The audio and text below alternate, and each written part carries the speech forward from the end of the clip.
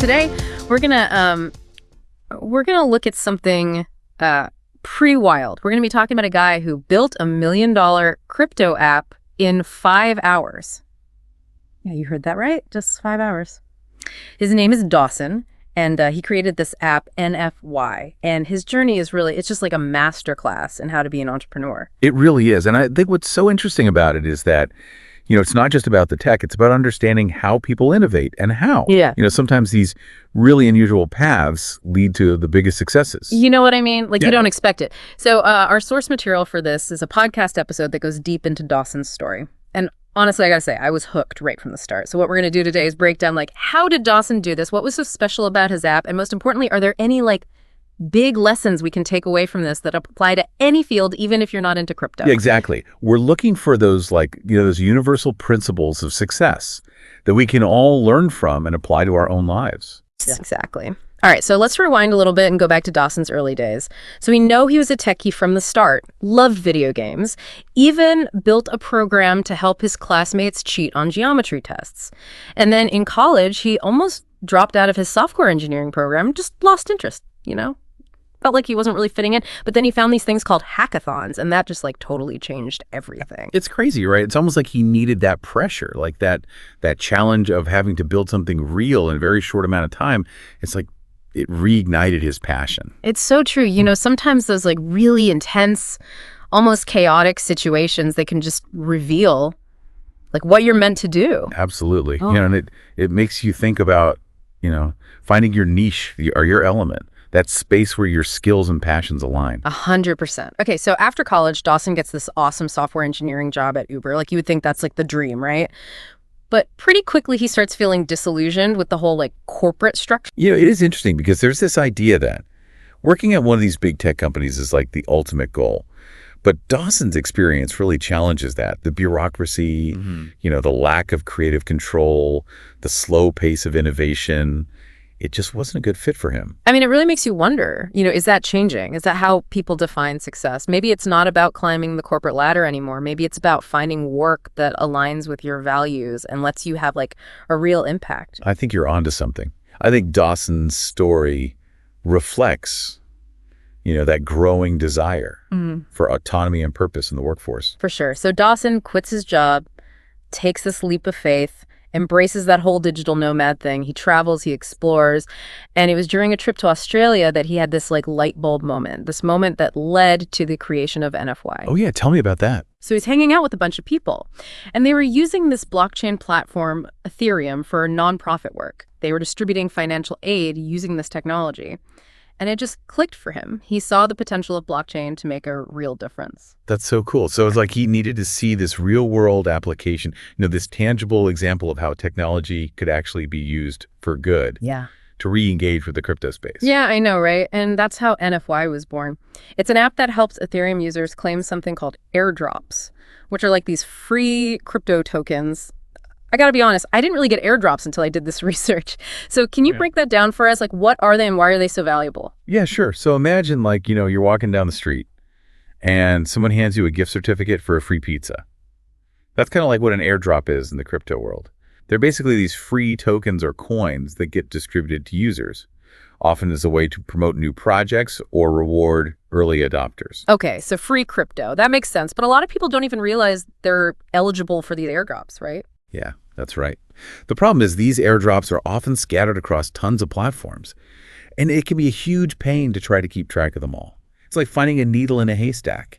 And that's where NFY comes in. It solves that problem, right? It brings all those airdrops together in one place. Exactly. Dawson saw a real need in the Ethereum community. People were missing out on all this potentially valuable crypto because there wasn't an easy way to track and claim these airdrops. So he created NFY, this simple, user-friendly platform where people could connect their Ethereum wallet and see all their unclaimed airdrops instantly. That's brilliant. Wait, hold on a second. What is an Ethereum wallet? Oh, that's a great question. An Ethereum wallet is basically like a digital bank account, specifically for holding and managing, your Ethereum-based assets, like those airdrop tokens we're talking about. Okay, that makes sense. So he builds this app, makes it super easy for people to claim their free crypto. But get this, he built the whole thing during a hackathon. in like 4 to 5 hours. Oh, I mean, that's crazy. that is incredible. It really shows you the power of having like a clear vision and being able to execute fast. Dawson knew exactly what he wanted to build, and he didn't get bogged down in all the little details. It's like that saying, done is better than perfect, right? Just get it out there, and then you can improve it. And that speed was really important for what happened next, which is NFY going viral. Oh, right. He put out this one tweet showcasing the app, and it just exploded. 10,000 organic signups in just 48 hours. I'm curious, what did he actually say in the tweet? Was it just like a basic description, or did he do something more creative to grab people's attention? That's a good question. He didn't just like explain what the app did. He knew he had to show people the value, how NFY could benefit them directly. So he crafted this tweet that highlighted the potential earnings. You know how much money people were potentially missing out on, and how NFY could help them claim those funds easily. It was clear, concise, and compelling. Okay, so he nailed the message, and then the app goes viral. That's like a huge win, especially in a space like crypto, which is so crowded and noisy. You know, it's amazing how word of mouth can be so powerful, even in the digital world. But I'm guessing it wasn't just luck. He had a more strategic approach to like marketing and growth, right? Well, you're absolutely right. It wasn't just a one-hit wonder. He had a plan. For example, he did this thing he called an anti-email strategy. Anti-email, what's that? Well, instead of bombarding people with constant emails and updates, let's face it, a lot of times just end up in the spam folder. He decided to only email users when they actually had unclaimed funds waiting for them. That's actually pretty genius. So no spam, just valuable notifications that people would actually want to open. I bet those emails had incredible open rates. Oh, for sure. Yeah. He was respecting his users' time, only reaching out when he had something important to say. It's a great lesson in building trust and engagement. I think you're right. But here's a question. If the app was free, how did Dawson turn all these free users into paying customers? Because at the end of the day, building a business means you have to make money, right? Yeah, and that's where his strategy gets even more interesting. He didn't just put up a paywall for the whole app. He introduced a paywall just for new airdrop notifications, so users could still see their existing unclaimed funds for free. But to get alerted about new airdrops and maximize their earnings, they needed to pay. Ah, so he created a reason for people to upgrade. He wasn't holding back essential info. He was offering like a premium service for people who wanted to stay ahead. Exactly. He was adding value, not restricting access. And then to get even more people to sign up, he did this brilliant 25 Days of Christmas campaign on Twitter, where he would like playfully tag people who had unclaimed funds waiting for them on NFY. Okay, that is so clever. It's playful, it creates buzz, and it subtly reminds people about the value of NFY. Exactly. It's a great example of how to use social media to promote your product and engage your audience. All right, so we've seen how he built the app, how he marketed it, how he started making money. But there were other apps out there doing similar things, right? So what made NFY stand out in this crowded crypto market? That's a great question. And it's an important question for any entrepreneur. What makes you unique? What makes you stand out from the crowd? In NFY's case, there were a few key factors. First, Dawson was super meticulous about data accuracy. He understood that in the crypto world, trust is everything. People need to be confident that the information they're getting is accurate and reliable. Makes sense. So it wasn't just about being convenient. It was about building that reputation for accuracy, which is so important in an industry like crypto that can feel a bit like the Wild West sometimes. Definitely. Yeah. Second, he was an early mover in this specific niche of airdrop aggregation. He saw a need, and he filled it before a lot of other people caught on, which gave him a big advantage. Yeah, being first to market can be a game changer. It can. And finally, Dawson was all about quality and user experience. He paid attention to the little details. He made NFY so user-friendly and intuitive. He wanted anyone to be able to use it, no matter how tech-savvy they were. So it wasn't just about the idea, it was about the execution. And that focus on quality made it really hard for competitors to copy him. Absolutely. And these are principles that apply to any business or project. Differentiate yourself. Build a strong reputation. Focus on what makes you different and deliver an exceptional user experience. Solid advice. Okay, let's switch gears a little bit and talk about like the solo entrepreneur journey. You know, Dawson built NFY all by himself.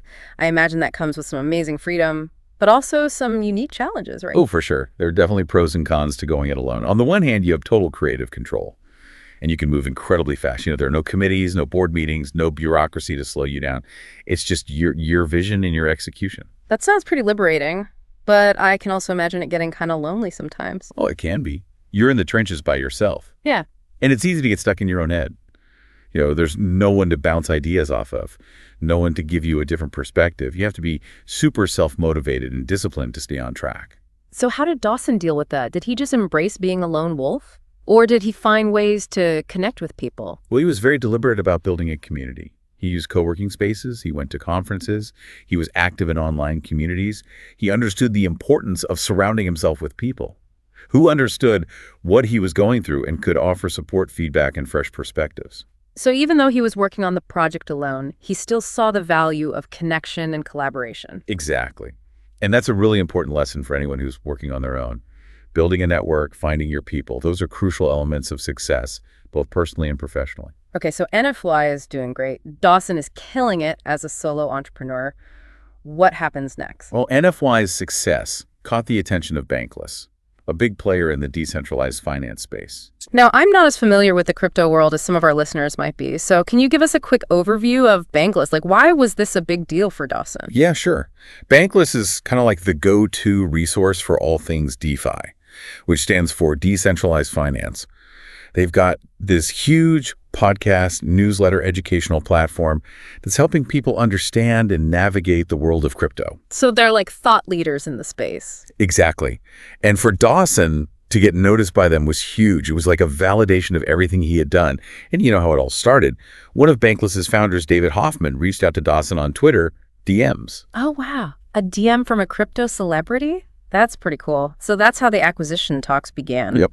Wow, what a story. 2 years of building this amazing product by himself, and suddenly he's getting courted by one of the biggest names in crypto. Yeah. That's got to be life-changing. It was.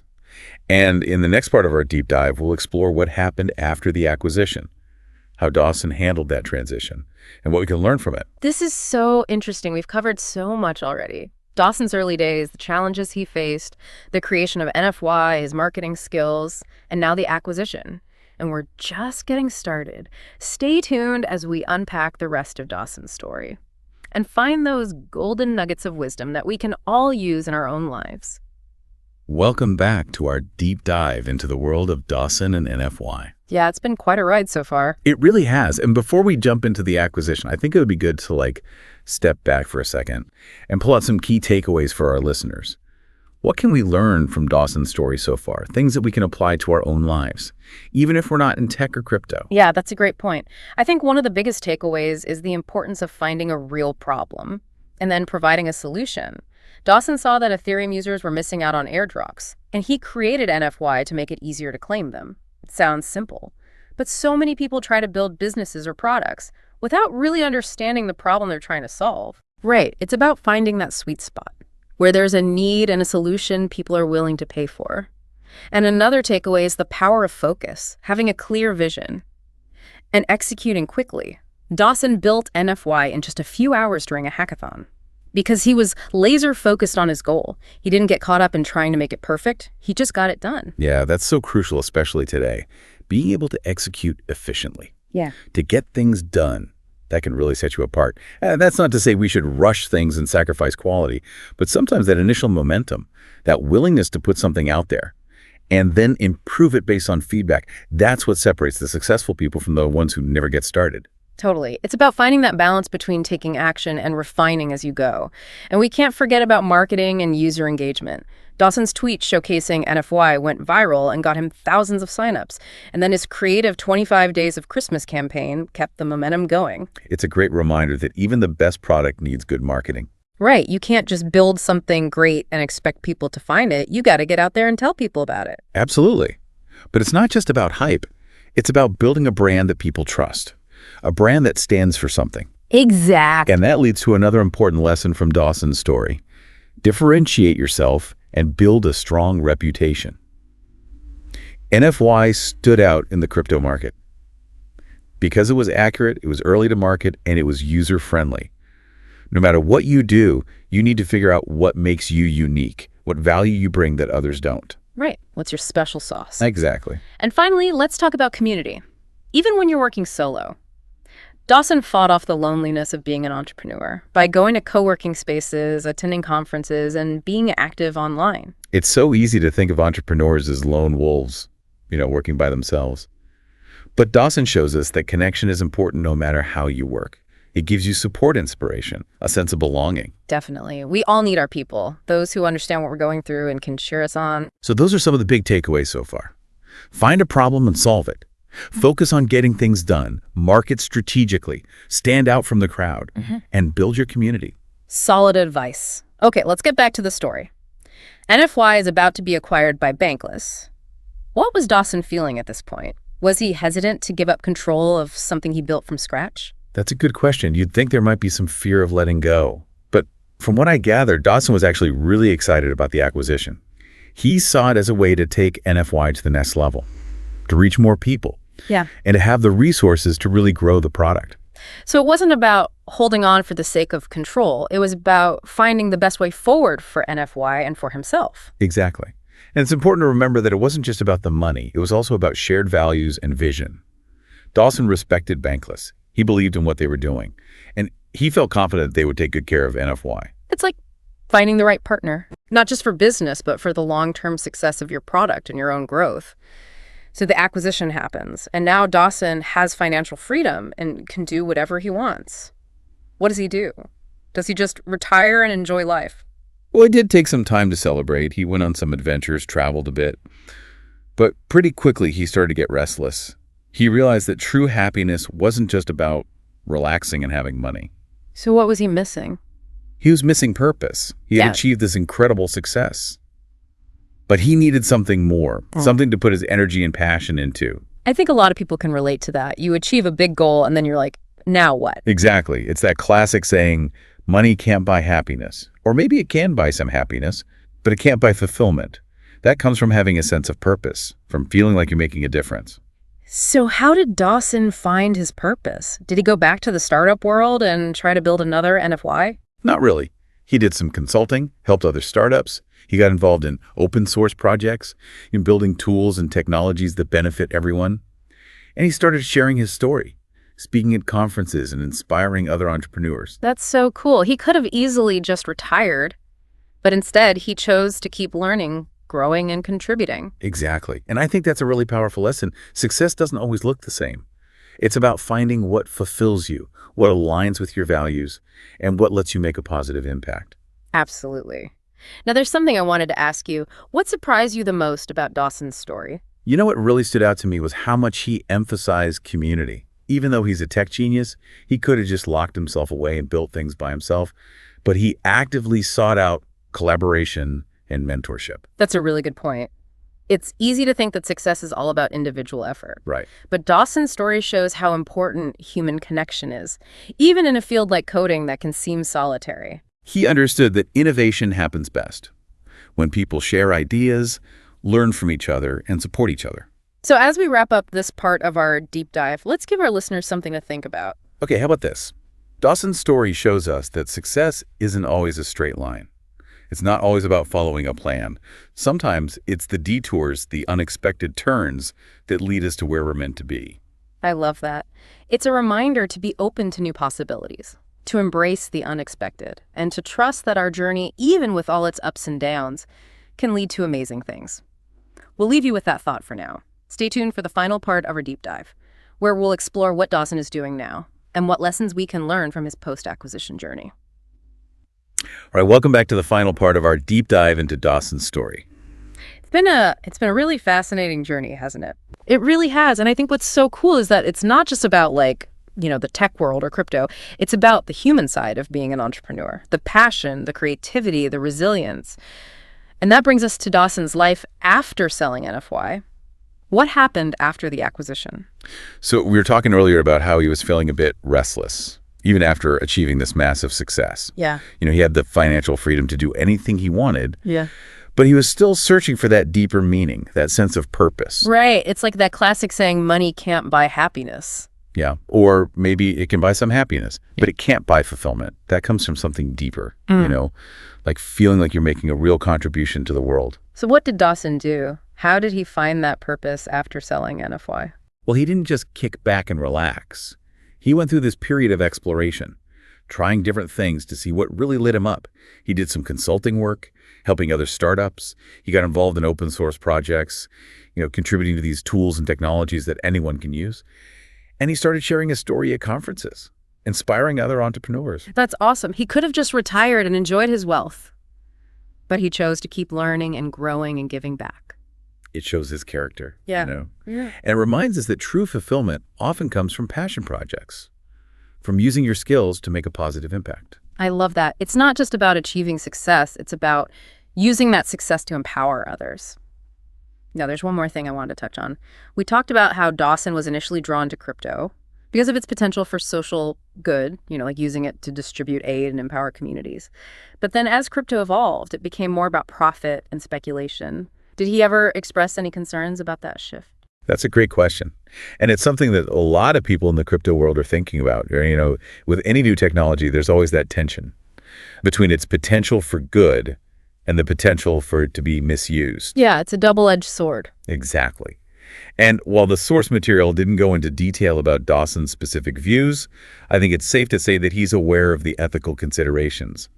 His involvement in open source projects and community building suggests that he wants to create a more responsible and fair crypto ecosystem. That's good to hear. It's important to have people like him advocating for a more ethical approach. For sure.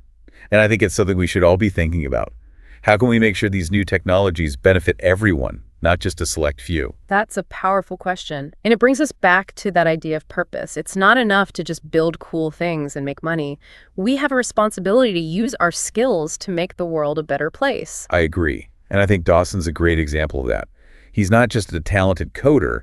He's a thoughtful person who wants to make a positive impact. This has been such an incredible deep dive. We've covered so much. Dawson's journey, the creation of NFY, the acquisition, his search for purpose, and the ethics of this rapidly changing technology. It's amazing what we can learn from one person's story. Okay, so before we wrap up, let's give our listeners some advice. What if someone is inspired by Dawson's story, but they don't have a tech background? What are some things they can do to start their own journey? Well, first I would say be curious. Explore different things. Read a lot. Go to events, talk to interesting people. You never know where you'll find inspiration. Be a sponge. Right. Then find a problem that you're really passionate about solving. It could be anything. A social issue, something in the environment, a gap in the market. Once you found your problem, start thinking of solutions. Don't be afraid to be creative and think outside the box. And don't be afraid to fail. Oh, yeah. Failure is part of the process. Embrace it, learn from it, and keep trying. And finally, don't try to do it all alone. Build your network. Find mentors. Connect with other entrepreneurs. Having people to support you can make all the difference. Those are great tips. So be curious, find a problem you're passionate about, don't fear failure, and build your tribe. It's a good recipe for success. All right, that's it for our deep dive into Dawson's story. We hope you enjoyed it. And until next time, keep exploring, keep creating, and keep diving deep.